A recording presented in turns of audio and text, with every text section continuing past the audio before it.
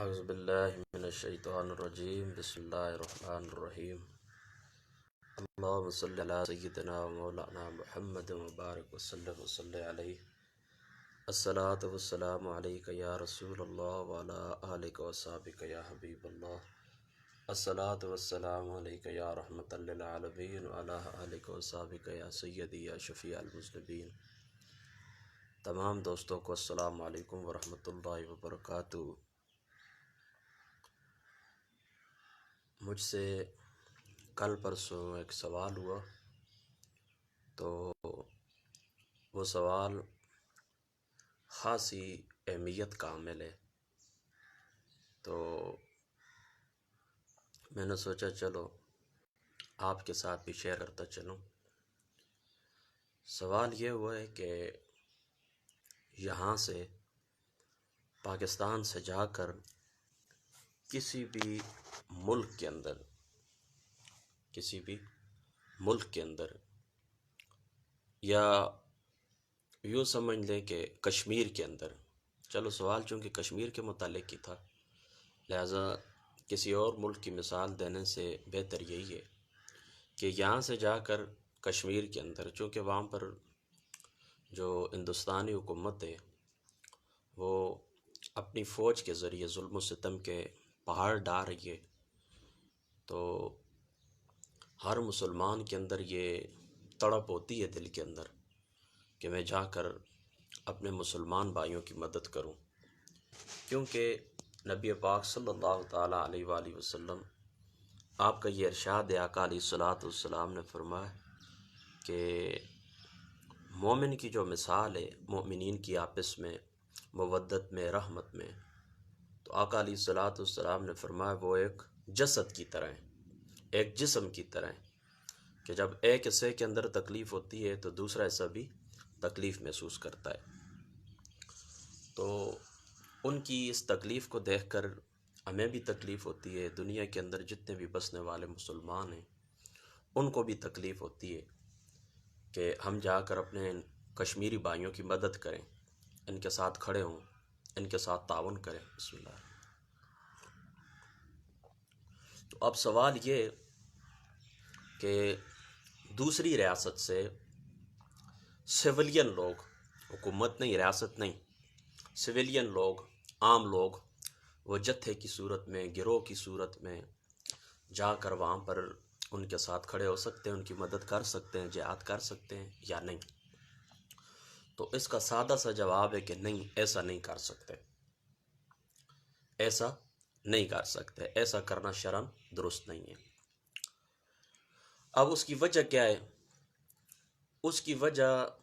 بین الاقوامی معاہدات ہیں جن کے اندر ہم بندھے ہوئے ہیں، اور شریعت اسلامی کے کچھ احکام ہیں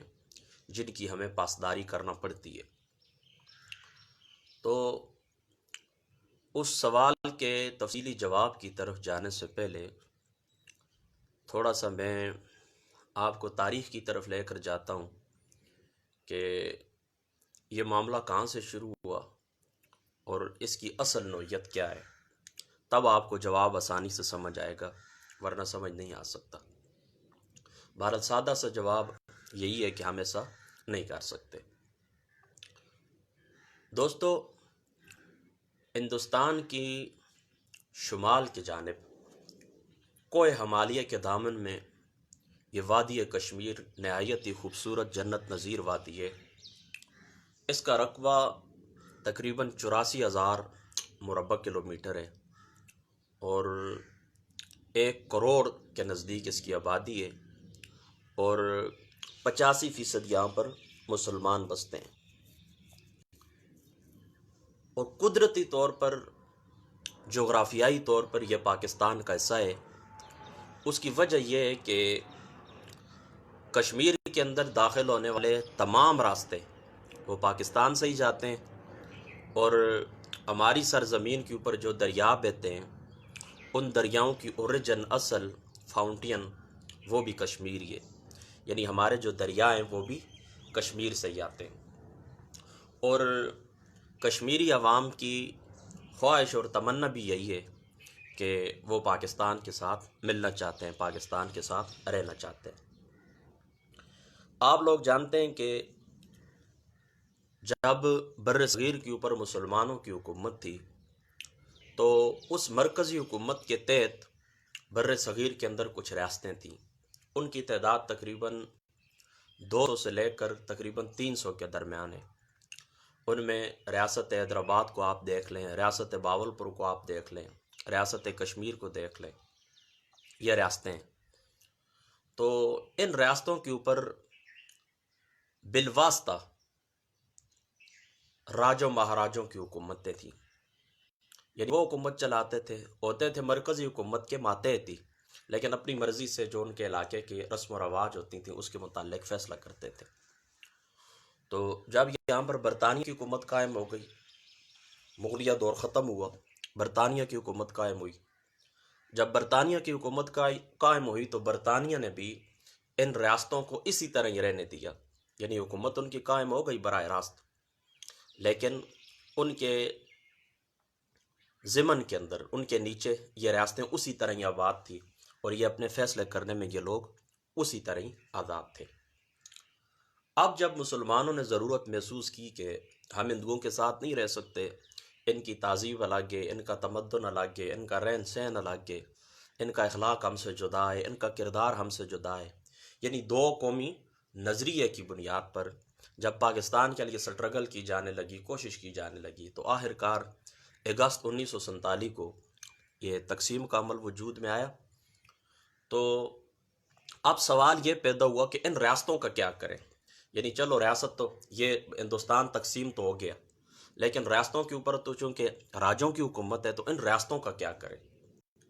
تو کانگریس کا نقطہ نظر یہ تھا، بسم اللہ الرحمن الرحیم، کانگریس کا نقطہ نظر یہ تھا کہ جو اصول ہم نے تقسیم کے وقت اپنایا ہے، یعنی جن علاقوں کے اندر مسلمانوں کی اکثریت ہے وہ مسلمانوں کو دے دیے جائیں، اور جن علاقوں کے اندر ہندوؤں کی اکثریت ہے وہ ہندوؤں کو دے دیے جائیں۔ تو اس نقطہ نظر کی مسلم لیگ نے مخالفت کی۔ مسلم لیگ کا کہنا یہ تھا کہ جو اصول ہم نے ریاست کی تقسیم کے وقت اپنایا ہے وہ اصول ہم یہ مطلب جو حکومتیں قائم ہیں نا راجوں کی، ان کے متعلق ہم نہیں اپنا سکتے۔ یہ جو چھوٹی چھوٹی ریاستیں قائم ہیں نا، تو ملک کی جو تقسیم ہے، ملک کی تقسیم کے وقت ہم نے جو اصول اپنایا تھا وہ اصول یہاں پر لاگو نہیں کریں گے، بلکہ اس طرح کرتے ہیں اکثریت کو چھوڑتے ہیں، یہ دیکھتے ہیں کہ جو فیصلہ راجے کرتے ہیں، جہاں کے یہ سربراہ ہیں ریاستوں کے، ان چھوٹی چھوٹی ریاستوں کے جو سربراہ ہیں، تو سربراہ کے اوپر فیصلہ چھوڑ دیتے ہیں، یہ جس کے ساتھ الحاق کرنا چاہیں۔ اس کی وجہ یہ تھی کہ حیدرآباد کی جو ریاست ہے وہ امیر ترین ریاست تھی، تو غالباً مسلم لیگ کے ذہن کے اندر یہ ہوگا کہ چونکہ وہاں کا جو راجا تھا وہ مسلمان تھا، تو یہ امیر ترین ریاست کہیں ہندوستان کے ساتھ الحاق نہ کر لے۔ تو غالباً اسی نقطے کے پیش نظر انہوں نے یہ فیصلہ کیا کہ یہاں پر اکثریت والا اصول اپلائی نہیں کرتے، بلکہ یہاں پر اس طرح کرتے ہیں کہ ان ریاستوں کے جو سربراہ ہیں ان کی مرضی کے اوپر چھوڑ دیتے ہیں۔ تو اب کشمیر بھی ایک ریاست تھی، تو اب بھارت نے یہ دعویٰ کیا ہے کہ کشمیر کا جو راجہ ہے اس نے بھارت کے ساتھ الحاق کر لیا ہے، لہذا بھارت نے اپنی فوجیں کشمیر کے اندر داخل کر دیں۔ لیکن کشمیری جو عوام ہیں، تو کشمیری عوام نے پاکستان کے بننے سے پہلے ہی اپنا مستقبل پاکستان کے ساتھ وابستہ کر لیا تھا، تو کشمیری عوام نے اس راجے کے فیصلے کو تسلیم نہیں کیا۔ یہاں سے فساد کا آغاز ہوا، یعنی یہاں سے اختلافات کا آغاز ہوا، فساد کا لفظ نہیں کہنا چاہیے، اختلاف کا آغاز یہاں سے ہوا۔ اب بھارت کا نقطہ نظر، ہندوستان کا نقطہ نظر یہ کہ اب راجے نے چونکہ ہمارے ساتھ الحاق کر لیا ہے، لہذا کشمیر کے اوپر ہمارا حق ہے، اور ہم یہ کہتے ہیں کہ نہیں، اس طرح کی بات نہیں ہے، یہ جو الحاق ہوا ہے یہ تعصب کے اوپر مبنی ہے، اور یہ ہمارے ساتھ ایک فریب ہے، یہ ٹوٹل اختلاف ہے کشمیر کی پالیسی کے اوپر، کشمیر کے معاملے کے اوپر۔ اب ہندوستان نے فوجیں داخل کر دی، تو وہاں پر جو آزادی پسند گروہ تھے، حریت پسند جو لوگ تھے، آزادی پسند، وہ ان کو نہیں دیکھنا چاہتے تھے، لہٰذا انہوں نے اپنی طرف سے کوشش شروع کر لی، سٹرگل شروع کر دی۔ تو اس سٹرگل کے نتیجے میں، اس کوشش کے نتیجے میں انہوں نے بہت سا ایسا آزاد کرا لیا، بقول بھارت کے قبضہ کر لیا اور بقول پاکستان کے آزاد کرا لیا۔ اب بھارت نے جب یہ دیکھا کہ یہاں پر حریت پسند لوگ اٹھ کھڑے ہوئے ہیں اور اگر معاملات اسی طرح رہے تو یہ لوگ کیا کریں گے، یہ تو سارا کشمیر ہی ہم سے لے لے، تو اس ڈر کے پیش نظر بھارت 1 جنوری 1948 کو یہ مسئلہ لے کر اقوام متحدہ چلا گیا، اور پھر اس کے بعد 16 جنوری 1948 کو یعنی 16 دن کے بعد پاکستان بھی یہ مسئلہ سلامتی کونسل کے پاس لے کر چلا گیا۔ تو اب وہاں پر جس وقت یہ گئے تو ان دونوں کے درمیان مذاکرات ہوئے اور 3 نکات کے اوپر اتفاق ہوا ہے۔ ان 3 نکات میں سے ایک نقطہ یہ بھی تھا کہ کشمیر کے اندر اس طرح کریں گے کہ رائے شماری کریں گے آزادانہ، شفافانہ، تو اس طرح کریں گے، رائے شماری کریں گے، کشمیر کی عوام جو فیصلہ دیں گے تو اس فیصلے کے مطابق کشمیر کا فیصلہ کر دیا جائے گا۔ وہاں پر یہ معاملہ طے ہو گیا۔ اس کے بعد جنگ چھڑ گئی 1948 کی، جو کشمیر اور پاکستان کے ہندوستان کے ساتھ کشمیر کے معاملے کے اوپر تھی، جس کے اندر راجہ محمد سرور صاحب شہید بھی ہو گئے تھے۔ اس کے کچھ عرصے بعد یعنی 6 جولائی 1949 کو جو اقوام متحدہ نے ایک پاک و ہند کمیشن ترتیب دیا تھا اس مسئلے کے حل کے لیے، کشمیر کے مسئلے کے حل کے لیے، وہ ہندو پاک کمیشن ٹمپٹنز نام کے کوئی صاحب تھے، تو ان کی سربراہی کے اندر ہندوستان آیا۔ ہندوستان آ کر یہ مذاکرات انہوں نے کیے، ایک ٹیبل کے اوپر بیٹھے اور جنگ بندی کر دی گئی۔ غالباً 27 جولائی 1949 کو امن کا ایک معاہدہ قائم ہو گیا، جنگ بندی کر دی گئی، بات یہاں سے ختم ہوتی ہے۔ اب معاملہ یہ ہے کہ اقوام متحدہ کے اندر ہی اس کے اجلاس کے اندر یہ قرارداد پیش ہوئی تھی کہ بھارت اپنی فوجیں کشمیر سے واپس بلا لے، لیکن اس وقت سے لے کر آج تک بھارت نے نہ UN کی کسی قرارداد کی پاسداری کی ہے، نہ اپنے کسی وعدے کی پاسداری کی ہے، نہ عالمی قوانین کی پاسداری کی ہے، اور نہ ہی اپنے ملک کے قانون کی پاسداری کی ہے۔ یہاں تک کہ ان کے ملک کے قانون کے اندر جو کشمیر کی خصوصی حیثیت تھی کہ باہر سے کوئی ہندو آ کر کشمیر کے اندر زمین نہیں خرید سکتا تھا، وہ بھی کچھ عرصہ پہلے آپ لوگ جانتے ہیں کہ وہ بھی ختم کر دی گئی۔ بہرحال اب معاملہ کیا ہے؟ اب معاملہ یہ ہے کہ ہم اس معاہدے کے اندر بندھے ہوئے ہیں، ہم اس معاہدے کے اندر بندھے ہوئے ہیں۔ تو اس معاہدے کی وجہ سے چونکہ ہم بھی اور بھارت بھی دونوں اقوام متحدہ کے کیا ہیں، رکن ہیں، تو اس معاہدے کے اندر ہم بندھے ہوئے ہیں، امن کا ایک معاہدہ قائم ہو چکا ہے۔ تو ایک قوم کے ساتھ آپ کا امن کا ایک معاہدہ اگر قائم ہو چکا ہے تو آپ باہر دنیا کو یہ دکھائیں کہ امن کا معاہدہ ہے، اور درمیان میں سے آپ کوئی گروہ گھسا دیں کشمیر کے اندر یا کسی بھی ملک کے اندر ایسا ہو، تو اللہ رسول اس کی اجازت نہیں دیتے۔ اب اس کو حکم کیا ہے؟ اس کو حکم یہ ہے کہ ان معاہدات کو ختم کیا جائے، آسان سی بات ہے، ان معاہدات کو ختم کیا جائے، اقوام متحدہ کی جو رکنیت ہے اس کو چھوڑ دیا جائے، اور بالکل واضح طور کے اوپر بھارت کے ساتھ جنگ ڈکلیئر کی جائے کشمیر کے مسئلے کے اوپر۔ یہ ویسے میں ایک بات حکم آپ کو سمجھا رہا ہوں، میری یہ تمنا نہیں ہے، یہ آرزو میری نہیں ہے کہ جنگ ہو، یہ ویسے آپ کو ایک مسئلہ سمجھا رہا ہوں کہ اس مسئلے کا حل کس طرح ہو سکتا ہے۔ یعنی فی الحال اگر ہم داخل نہیں ہو سکتے تو پھر کس طرح داخل ہوں گے؟ عام لوگوں کی جو تمنا ہے کہ ہم جا کر ان لوگوں کی مدد کریں، تو اس کا حل کیا ہے؟ اس کا حل یہ کہ یہ جتنے بھی ہمارے معاہدات ہوئے ہیں ان معاہدات کو ختم کر دیا جائے اور واضح طور پر جنگ کلیئر کر دی جائے، ڈکلیئر کر دی جائے، ان سے کہہ دیا جائے کہ ہمارا تمہارے ساتھ جو معاہدے تھے وہ اب ختم ہیں، اب یا سیدھی طرح کشمیر سے نکل جاؤ یا ہم آتے ہیں، ہم آ کے قبضہ کرتے ہیں، ہم آپ سے جنگ کریں گے۔ یہ اس کا حل ہے۔ دیکھیں اللہ تعالیٰ قرآن کے اندر کہتا ہے وَإِمَّا تُخَافَنَّ مِن قَوْمٍ خِيَانَةٍ فَانبِذْ إِلَيْهِمْ عَلَىٰ سَوَاءٍ إِنَّ اللَّهَ لَا يُحِبُّ الْخَائِنِينَ۔ اللہ تعالیٰ فرماتا ہے کہ جب تم خوف کرو کسی قوم کی طرف سے خیانت کا، تو کیا کرو؟ فَانبِذْ إِلَيْهِمْ عَلَىٰ سَوَاءٍ، ان کا جو معاہدہ تھا ان کی طرف پھینک دو کہ اب یہ معاہدہ ختم ہے، عَلَىٰ سَوَاءٍ، برابری کی بنیاد کے اوپر۔ صاحب تفسیر مظہری قاضی ثناء اللہ پانی پتی بے کی وقت رحمۃ اللہ تعالی علیہ، آپ سوائن کی تفسیر کے اندر لکھتے ہیں عدل اور انصاف کے ساتھ، عدل اور انصاف کرتے ہوئے، یعنی ہمارا یہ معاہدہ تھا، یہ معاہدہ ہم ختم کرتے ہیں، جب معاہدہ ختم کر دیں تو پھر کیا ہوگا؟ پھر ریاست جنگ کر سکتی ہے۔ پھر بھی میں آپ کو یہ بات بھی بتا دوں کہ آپ لوگ جنگ نہیں کر سکتے، عام عوام آگے نہیں، گروہ کی صورت میں آگے نہیں بڑھ سکتی، یہ بات یاد رکھ لیں۔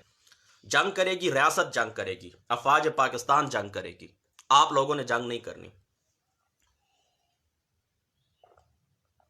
اور یہ بھی یاد رکھنا کہ ریاست جس وقت جنگ ڈکلیئر کر دے اس وقت فوج، پاکستان کی فوج یا اپنے ملک کی ریاست کا جو سربراہ ہے، یعنی فوج کا سربراہ ہے، آرمی چیف ہے، یا ریاست پاکستان کا سربراہ ہے، وہ جس وقت آپ سے مدد مانگے کہ آؤ اب ہمیں ضرورت ہے آپ کی، اس وقت آپ جا سکتے ہیں، اس وقت آپ جہاد کریں گے، اس وقت آپ کی یہ جو کوشش سٹرگل ہوگی یہ جہاد کہلائے گی، اور جو آپ مریں گے یعنی دنیا سے رخصت ہوں گے تو آپ کو شہادت کی موت نصیب ہوگی۔ اور دوسری بات آپ لوگ یہ یاد بھی رکھ لیں کہ لوگوں کے دل کے اندر جذبات ہیں، یہ جذبات برحق کے ہونے چاہیے۔ سب کا پاکستانی 22 کروڑ عوام کا یہی جذبہ ہے، لیکن یہ بات یاد رکھ لیں کہ صرف میدان کے اندر جانے والا جو شخص ہوتا ہے وہی مجاہد نہیں ہوتا، ان کو سپورٹ کرنے والا، ان کے ساتھ تعاون کرنے والا وہ بھی مجاہد ہوتا ہے۔ دیکھیں آپ لوگ جو پاکستان کے اندر رہتے ہیں، میری تحقیق کے مطابق آپ لوگ 80 اشیاء کے اوپر ٹیکس دیتے ہیں، 80 اشیاء کے اوپر، اور 1 لیٹر پیٹرول جس وقت آپ ڈلواتے ہیں اپنی بائک کے اندر، اپنی گاڑی کے اندر، تو اس میں سے آپ کیا کرتے ہیں، تقریباً 60 روپے 1 لیٹر کے اوپر آپ ٹیکس دیتے ہیں، جس سے آپ کا یہ جو دفاعی بجٹ ہے یہ ڈیولپ ہوتا ہے۔ تو بالواسطہ تو آپ سپورٹ کر رہے ہیں نا، بالواسطہ آپ سپورٹ کر رہے ہیں، آپ کے کسی دیے ہوئے ٹیکس میں سے کیا ہوتا ہے، دفاعی بجٹ جو ہوتا ہے یہ ترتیب پاتا ہے۔ تو پھر یہ جو لوگ آ کر ہماری فوج لیتی ہو تو آپ چونکہ مالی طور پر ان کو فائنانشل آپ ان کو سپورٹ کرتے ہیں تو آپ کو اس کے اندر حصہ ہے، آپ باقاعدہ مجاہد ہیں، آپ شریک ہیں اس معاملے کے اندر۔ لہٰذا آپ سے کسی قسم کی پوچھ گچھ اللہ تعالیٰ نہیں کریں گے، کیونکہ آپ کی ذمہ داری نہیں بنتی۔ آپ اخلاقی حمایت کر سکتے ہیں، صرف اخلاقی حمایت کر سکتے ہیں، ان کے لیے دعا کر سکتے ہیں، کوشش کر سکتے ہیں، اپنی حکومت کے اوپر آپ دباؤ ڈال سکیں کہ اس مسئلے کو آپ حل کریں، مذاکرات کے ذریعے حل کریں، آپ کوشش کر سکتے ہیں۔ نبی پاک صلی اللہ علیہ وآلہ وسلم، اور آپ اللہ تعالیٰ ویسے ہی شہادت کا درجہ عطا فرمائیں گے۔ نبی پاک صلی اللہ تعالیٰ علیہ وآلہ وسلم آپ کا ارشاد گرامی ہے، صحیح مسلم کے اندر موجود ہے، آقا علیہ الصلوۃ والسلام نے فرمایا کہ جو بندہ شہادت کی تمنا رکھتا ہے، جو بندہ شہادت کی تمنا رکھتا ہے، دل کے اندر شہادت کی تمنا ہے، اس کو بستر کے اوپر موت آ جائے تب بھی وہ کیا ہوگا، شہید شمار ہوگا، درجہ اس کو کس کا ملے گا، شہادت کا ملے گا۔ لہذا پاکستانی 22 کروڑ عوام جو جہاد کا جذبہ رکھتی ہے اور ان کے دل کے اندر یہ تمنا ہے کہ ہم آگے جائیں، ہم ان لوگوں کے ساتھ تعاون کریں، ان کے ساتھ ظلم کرنے والوں کو ہاتھ سے روکیں، تو ان کو اللہ تعالیٰ ضرور ضرور ضرور اس چیز کا اجر عطا فرمائیں گے۔ دوسری بات یہ یاد رکھ لینا، یہ بات یہاں پر ختم ہو گئی، اب جو مسئلہ میں نے آپ کو سمجھانا تھا وہ سمجھا دیا،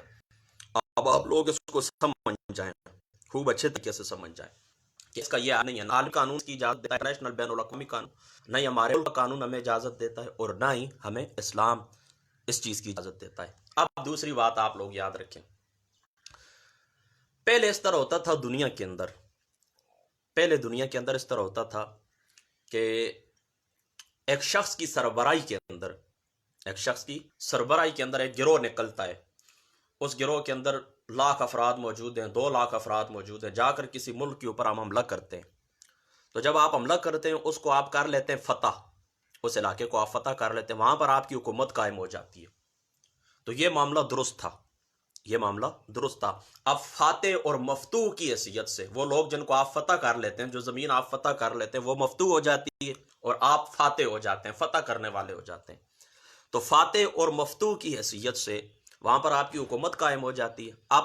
اب آپ اس طرح کریں کہ جس درجے کے شہری ان کو بنانا چاہتے ہیں آپ بنا سکتے ہیں، ان کو اول درجے کے شہری رکھیں، آپ سیکنڈ درجے کے شہری رکھیں، ذمیوں والا معاملہ کریں، برابری کے حقوق دیں، وہ آپ کی مرضی، حکومت کی مرضی ہے۔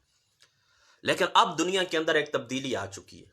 اب دنیا کے اندر تبدیلی آ چکی ہے۔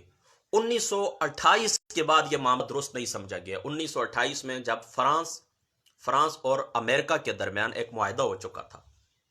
ایک معاہدہ ہو چکا تھا۔ اب دیکھیں اسی معاہدے کے تحت آج کیا کرتے ہیں یہ جو فلسطینی ہیں، یہ احتجاج کرتے ہیں کہ دیکھو اسرائیل نے آ کے قبضہ کیا ہے، لہذا یہ قبضہ درست نہیں ہے۔ تو 1928 میں یہ معاہدہ طے پا گیا کہ اب دنیا کے کسی کونے کے اوپر قبضہ نہیں کیا جائے گا، قبضے کو اب درست نہیں سمجھا جائے گا،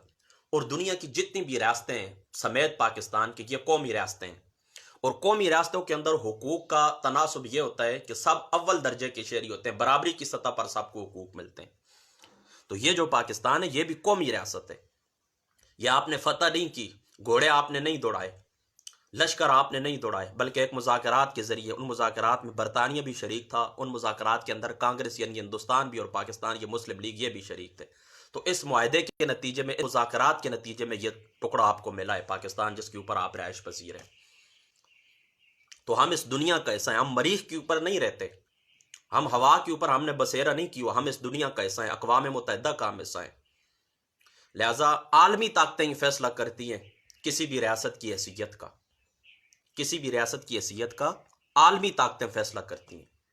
اور ٹھیک ہے، اس بات میں کوئی شک نہیں ہے، جہاں پر جس کی اکثریت ہوتی ہے وہ حکومت بنا لیتا ہے، اور جو ان کا مذہب ہوتا ہے، آپ دیکھیں پاکستان ہے تو ایک قومی ریاست ہے، اس میں کوئی شک شبہ نہیں ہے، لیکن جو کہ یہاں پر 80% مسلمان بستے ہیں، 85% مسلمان بستے ہیں، لہٰذا ہونا یہی چاہیے کہ شریعت کے مطابق ہی فیصلے ہونے چاہیے، قرآن و سنت کے مطابق ہی فیصلے ہونے چاہیے۔ لیکن یہاں پر جو لوگ بستے ہیں، جو شہری بستے ہیں،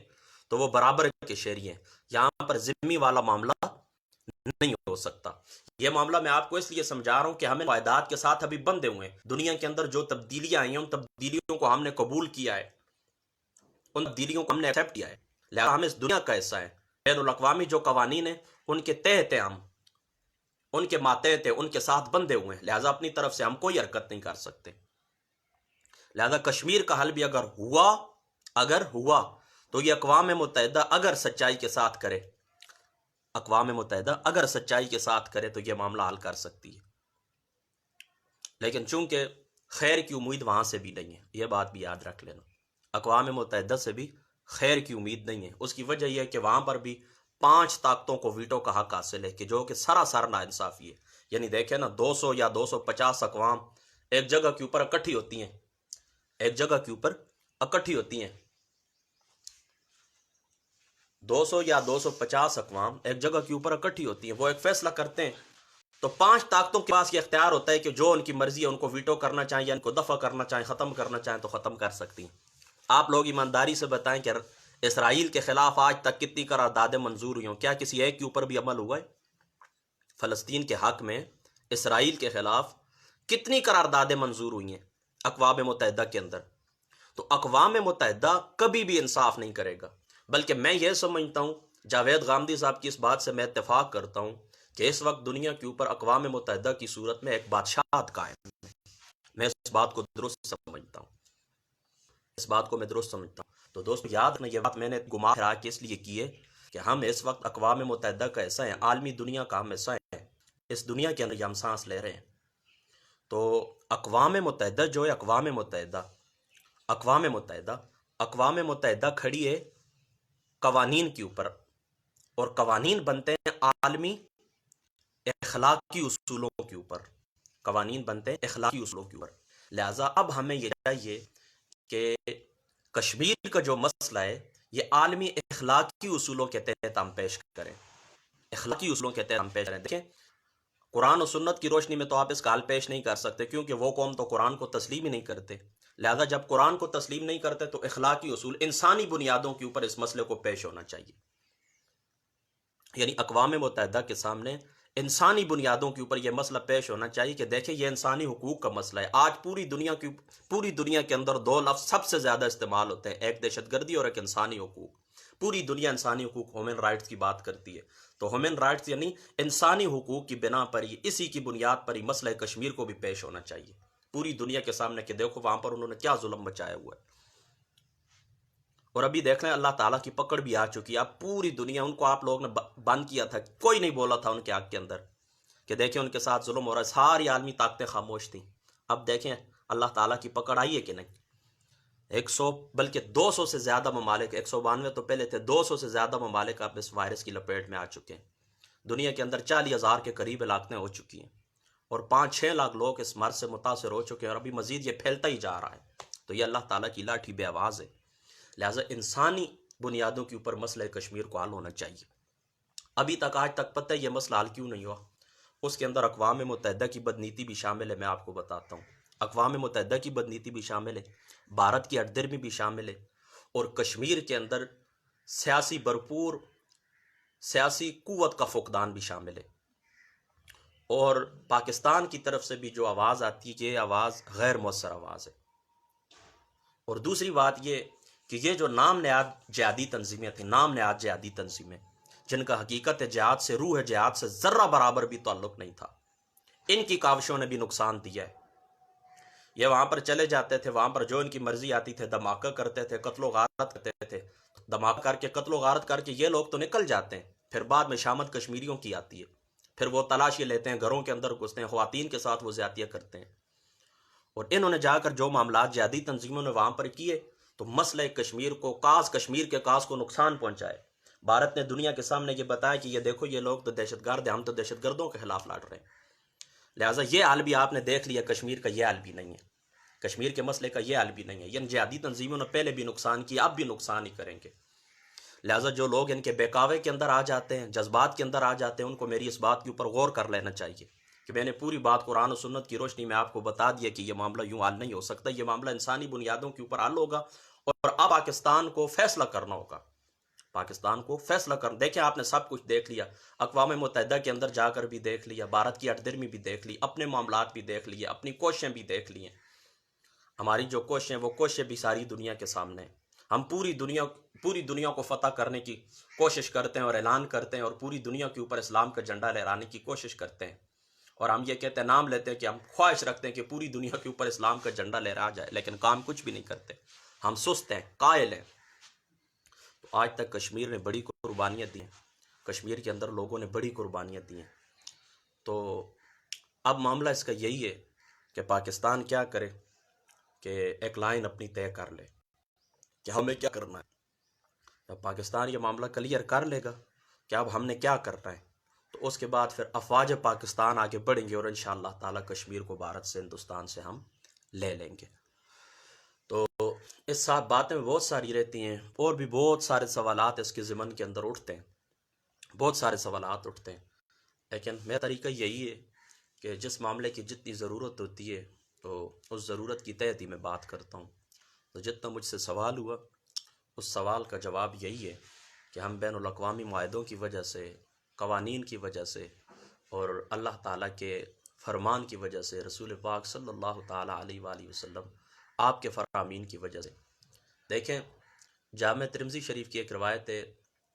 صاحب تفسیر مظہری رحمۃ اللہ تعالیٰ علیہ، آپ نے تفسیر مظہری کے اندر بھی اس روایت کو نقل کیا ہے، اور یہ روایت مسند احمد کے اندر بھی موجود ہے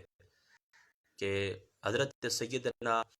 امیر معاویہ رضی اللہ تعالیٰ عنہ، آپ کی جو ذات گرامی، آپ نے اس طرح کیا کہ روم کے ساتھ ان کا معاہدہ تھا، روم کے ساتھ، تو روم کے ساتھ ان کا ایک معاہدہ تھا، تو وہ معاہدہ جب ختم ہونے لگا، آپ نے اس طرح کیا کہ فوجیں لے کر بارڈر کے اوپر پہنچ گئے کہ جو یہ معاہدہ ختم ہوگا تو ہم ان کے اوپر حملہ کر دیں گے۔ تو رسول اللہ کے ایک صحابی تھے، عمرو بن عنبسہ رضی اللہ تعالیٰ عنہ آپ کا نام ہے، آپ آگے بڑھے، آپ امیر معاویہ رضی اللہ تعالیٰ عنہ آپ کی ذات پاک کے سامنے آئے اور آ کر کہنے لگے کہ نہیں، یہ معاملہ اس طرح نہیں ہوگا، میں نے رسول پاک صلی اللہ تعالیٰ علیہ وآلہ وسلم کی زبان اقدس سے سنا ہے کہ فرماتے ہیں یہ معاملہ تو دھوکے کے اندر آتا ہے، میں نے رسول پاک صلی اللہ تعالیٰ علیہ وآلہ وسلم کی زبان پاک سے سنا ہے کہ حضور علیہ الصلاۃ والسلام نے فرمایا کہ جب تمہارا کسی قوم کے ساتھ کوئی معاہدہ ہو تو آپ اس طرح کریں کہ اس معاہدے کو پہلے ختم کریں۔ تو حضرت امیر معاویہ رضی اللہ تعالیٰ عنہ، آپ نے اس بات کو تسلیم کیا تھا، اور تسلیم کر کے آپ واپس ہو گئے تھے۔ تو اللہ تعالیٰ کا قرآن بھی، رسول اللہ کا فرمان بھی اس بات کے اوپر دلیل ہے کہ کسی قوم کے ساتھ آپ کا جو معاہدہ ہے تو اس معاہدے کو توڑنے سے پہلے آپ کیا کریں گے، آپ اس معاملے کو ختم نہیں کر سکتے، معاہدہ توڑنے سے پہلے آپ کوئی حرکت نہیں کر سکتے۔ لہٰذا گوریلا جنگ کا تو سوال ہی نہیں پیدا ہوتا، عام سویلین لوگوں کا تو جانے کا سوال ہی پیدا نہیں ہوتا، وہ تو جائیں گے تو آرام موت مریں گے۔ بس آسان سی بات یہ ہے کہ کشمیر کے مسئلے کا یہی حل ہے کہ ان معاہدات سے نکل کر، ان معاہدات کو ختم کر کے پاکستان بھارت کے ساتھ اگر چاہے جنگ ڈکلیئر کرے، پھر فوج آگے جا کر لڑے پاکستانی افواج، اور اگر ضرورت پڑے تو پوری پاکستانی قوم حاضر ہے۔ اللہ تعالیٰ عمل کی توفیق عطا فرمائے۔ بعض باتیں رہ گئی ہیں میں نے دل کے اندر رکھی ہوئی ہیں، بہرحال چلو اگر پھر آپ کے ذہن کے اندر کوئی سوال پیدا ہوا تو انشاءاللہ تعالیٰ زندگی رہی تو میں پھر آپ سے بات کروں گا۔ اللہ تعالیٰ عمل کی توفیق عطا فرمائے۔ اللہ تعالیٰ کشمیر کے مسلمانوں کے اوپر رحم فرمائے۔ اللہ تعالیٰ فلسطین کے مسلمانوں کے اوپر رحم فرمائے۔ پوری دنیا ہی اس وقت ظلم کی چکی میں، اور خاص کر مسلمان جو اقوام ہیں وہ بے انتہا کمپسری اور مظلومیت کی زندگی گزار رہے ہیں، قید کی زندگی گزار رہے ہیں۔ اللہ تعالیٰ کی ذات اقدس سے سوال ہے کہ اللہ تعالیٰ ہماری جو خطائیں ہیں، ہمارے جو گناہ ہیں، اللہ تعالیٰ معافی عطا فرمائے، اللہ تعالیٰ دین کا صحیح فہم عطا فرمائے، اللہ تعالیٰ پوری دنیا کے مسلمانوں کے اوپر بالعموم اور بالخصوص اللہ تعالیٰ کشمیر کے مسلمانوں کے اوپر رحم فرمائے، اللہ تعالیٰ عمل کی توفیق عطا فرمائے۔ السلام علیکم ورحمۃ اللہ وبرکاتہ۔